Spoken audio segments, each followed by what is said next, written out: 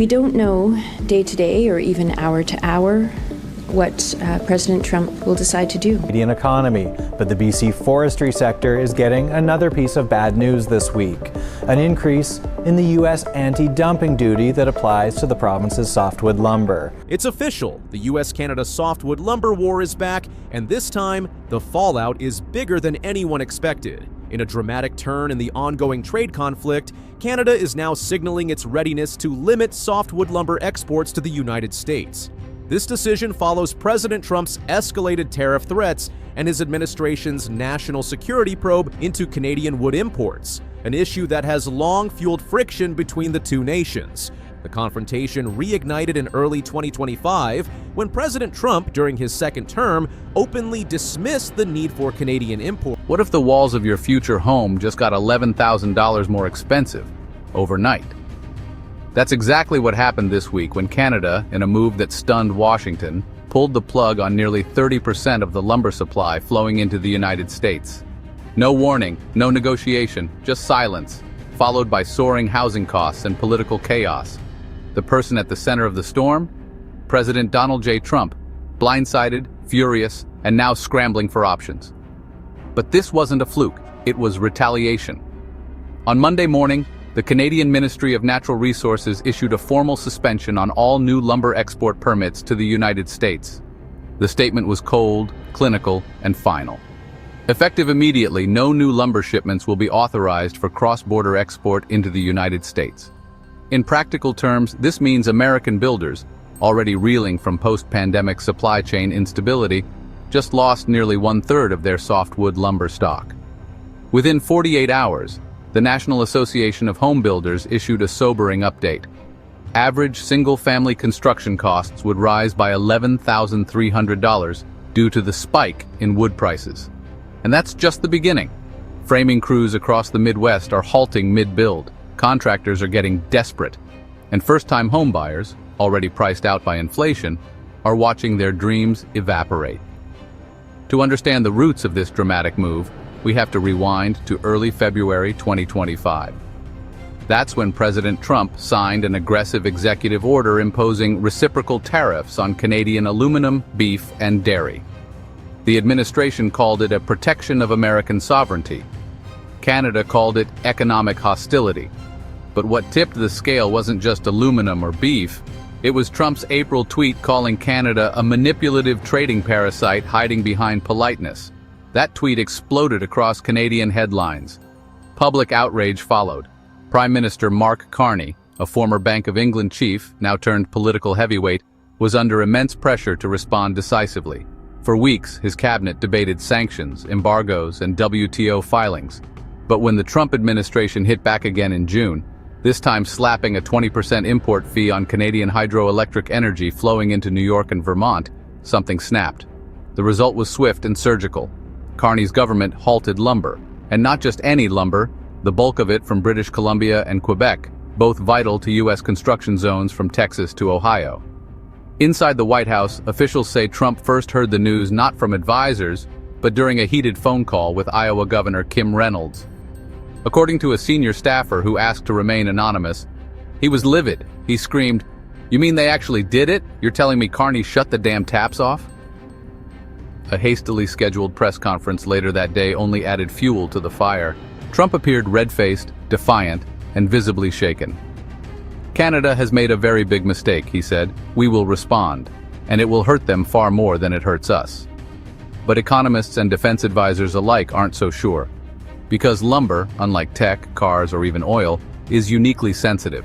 It's bulky, perishable, and not easily replaced. Domestic U.S. production can't just be ramped up overnight.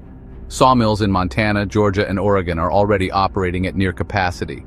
It takes years to bring new forest tracts online.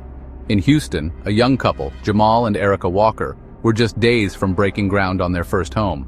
Now their contractor says costs have jumped beyond their mortgage approval limit. "It's heartbreaking," Erica told a local news affiliate.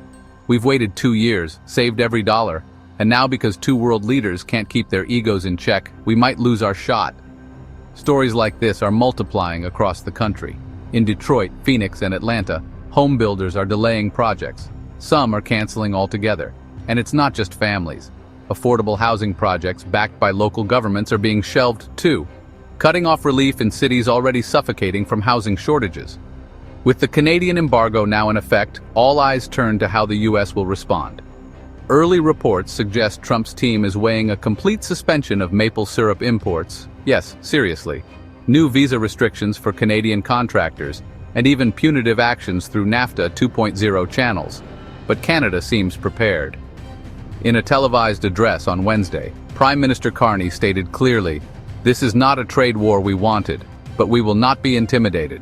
If America chooses confrontation, we will match it with strategy and resolve." The shockwaves are already reaching Brussels and Berlin too. European leaders, many of whom have been in similar fights with the Trump White House over aluminum and pharmaceutical trade, are watching closely. There are whispers that the EU may join Canada in a broader front against what they call U.S. trade belligerents. So, what began as a tit-for-tat over beef and aluminum has now evolved into a geopolitical chess match, with your housing budget caught in the crossfire.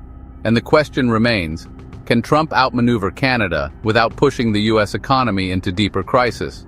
We'll explore that, including what's happening behind the scenes with European allies, American builders, and the looming 2026 election. But for now, we want to hear from you. What do you think about this lumber halt? Is Canada justified, or is Trump being unfairly targeted? Drop your thoughts in the comments, hit that like button, share this with someone following the housing market, and don't forget to subscribe. In a sleek, glass-paneled meeting room inside the European Commission headquarters in Brussels, diplomats from France, Germany, and the Netherlands huddled for a closed-door emergency session on Thursday. On the agenda? Not Ukraine, not the Gaza ceasefire collapse, but a sudden crisis unfolding between North America's closest allies. The timber shock triggered by Canada's suspension of lumber exports to the United States is no longer just a bilateral economic spat. It's spilling into global markets, disrupting trade flows, sparking retaliatory threats, and pulling the European Union deeper into what's now being dubbed the Maple Rift. And once again, the storm centers around Donald J. Trump. The former businessman-turned-president has now provoked Canada, angered the EU, and blindsided American industries, all within a matter of weeks. The domino effect is real, and the damage is mounting. EU Commission President Annalena Weber, known for her diplomatic finesse and economic hawkishness, publicly commented on the crisis for the first time on Wednesday. What we are seeing is not just a lumber dispute. It is the manifestation of a deeper instability in the US trade posture, one that increasingly undermines fair competition and global trust. That statement alone was enough to send a chill through American markets. Behind closed doors, EU insiders are weighing two bold responses: a slow phase-out of American timber imports to European construction firms, replacing it with Scandinavian and Baltic supply chains, a potential alignment with Canada on retaliatory measures if U.S. tariffs continue to escalate. This is more than symbolic. European builders rely heavily on North American lumber for major housing and infrastructure projects. If the EU pulls away, U.S. timber suppliers, now trying to fill the Canada shortfall, would lose their last reliable international cushion. And the worst-case scenario? A coordinated trade alliance between Canada and the EU against U.S. products, including tech components, pharmaceuticals, and energy contracts, sectors Trump has often used as bargaining chips. Back in Washington, a visibly rattled administration is scrambling. 2 emergency meetings were convened in the Roosevelt Room this week. According to sources familiar with the situation, Trump was incredulous that Canada had acted without direct diplomatic warning. He reportedly asked why Carney didn't call him man-to-man before the move. National Economic Council Director Larry Kudlow, back in Trump's second term, suggested initiating back-channel talks with Ottawa. But Trump rejected the idea, allegedly snapping, "We don't beg Canada, they need us more than we need them." Meanwhile, Treasury Secretary Vivek Ramaswamy warned that retaliatory tariffs could push mortgage rates even higher. "This is not 2019, he cautioned. We're operating in a completely different inflationary climate." Indeed, the numbers are alarming. Lumber futures surged 37% within 4 days. U.S. mortgage rates ticked up to 7.3%, their highest since October 2023. Median home prices in hot markets like Austin, Boise, and Nashville jumped $8,000 in a single week. And small-town America is paying the steepest price. In rural Minnesota, mill owner Raymond Foster stands beside silent saw blades. He runs one of the last independently owned lumber mills in the state. His voice trembles with disbelief. This was supposed to be our best year since COVID. Orders were stacked. Then Canada pulled out, and the price of logs shot up. Now builders are canceling on us because they can't afford it. We're losing contracts we haven't even started. Down in Florida, Miami-based real estate agent Adriana Lopez says the panic is real among her clients. I had 6 families pull out of pre-construction homes this week. They're afraid of price hikes, delays, or both. Some were investing their life savings. Now it's back to renting. It's not just young families and small business owners. Veterans, retirees, and teachers across the country are now watching their housing plans unravel. And while Trump has framed the conflict as a necessary stand for economic sovereignty, critics are accusing him of playing political chess with the American dream. With the 2026 midterm elections just 15 months away, Democrats are sharpening their knives. Senator Alexandria Ocasio-Cortez, DNY, held a fiery press conference on Capitol Hill this week. This president is treating working-class Americans like collateral damage in his personal ego war. First, he went after Canadian dairy. Now we're paying $11,000 more for a basic home. This isn't strength. It's recklessness. Even some Republicans are uneasy. Senator Tim Scott, RSC, long seen as a Trump ally, issued a more tempered response. We need to stand up for American industry, yes, but we also have to be smart. Trade wars are not games, they have consequences for real people. Privately, GOP strategists worry the housing shock could damage their momentum in suburban swing districts, particularly in key states like Pennsylvania, Georgia, and Wisconsin. And Democrats, sensing an opportunity, are launching ad campaigns painting Trump as a destabilizing force more concerned with personal pride than national stability. In a rare move, Canadian Prime Minister Mark Carney took to TikTok, yes, TikTok, to explain his decision directly to the Canadian people and international observers. Standing in front of a stack of untouched timber at a British Columbia port, Carney delivered a calm but firm message. Canada is a peaceful nation, but do not mistake our kindness for weakness. When our industries are targeted unfairly, when our workers are mocked and our partnerships violated, we will act decisively. The video racked up 8.2 million views in 24 hours. Comments poured in from Canadians and Americans alike, many expressing shock at the breakdown in diplomacy between two of the world's friendliest borders. International analysts are calling Carney's move economic judo, using Trump's aggression against him while maintaining a calm and confident posture. As Canada and the EU posture for a united front, other nations are also adjusting. Mexico, now a central manufacturing hub for American goods, is exploring temporary trade credits with Canadian suppliers to reduce dependence on U.S. timber. China, watching closely, has begun buying up Canadian wood at a discount, betting that the embargo will last long enough for them to corner parts of the Asian lumber supply chain. And globally, the commodities market is in flux. Aluminum, copper, and grain futures are jittery. The fear is that this lumber conflict is a warning flare, that Trump's America may be too volatile to trust for long-term trade stability. This isn't just about wood, it's about who holds the real power in a world where relationships, not just resources, determine survival. It's about global trust, broken alliances, and the widening gap between presidential will and economic consequence. In Part 3, we'll dive deeper into how China and Mexico are quietly reshaping trade routes in real time, the secret White House memos revealing internal rifts, and whether this could all spiral into a full-on North American trade war. Until then, stay with us. And if you haven't already, be sure to like this video, subscribe for Part 3, and drop your thoughts below. Do you think Trump's hardline approach is right, or is it costing the U.S. too much? Let's talk about it. It was just before dawn in Niagara Falls, a stretch of border once known for its postcard diplomacy. But this morning, U.S. Customs agents stood quietly beside halted rail cars. On the other side of the bridge, piles of untreated Canadian spruce frozen in place, detained under new emergency tariff regulations just signed by President Trump overnight. The symbolism is hard to ignore. Where peaceful commerce once flowed, now only silence and suspicion remain. And as this timber war enters its most dangerous phase yet, the world is asking a simple question. Will the next move bring resolution or escalation? Because what began as a dispute over tariffs has now mutated into a far broader reckoning, one that threatens to reshape not only North America's economic alliances, but the geopolitical future of the West. On Monday, President Trump addressed a roaring crowd in Dayton, Ohio, a key battleground for 2026 Senate races. Flanked by "Build American, Buy American" banners, Trump made his intentions crystal clear. They thought they could break us. They thought we'd fold. But we're not just building homes. We're building a future where no foreign leader holds our economy hostage. The crowd erupted. But inside the markets, that same speech sent a chill.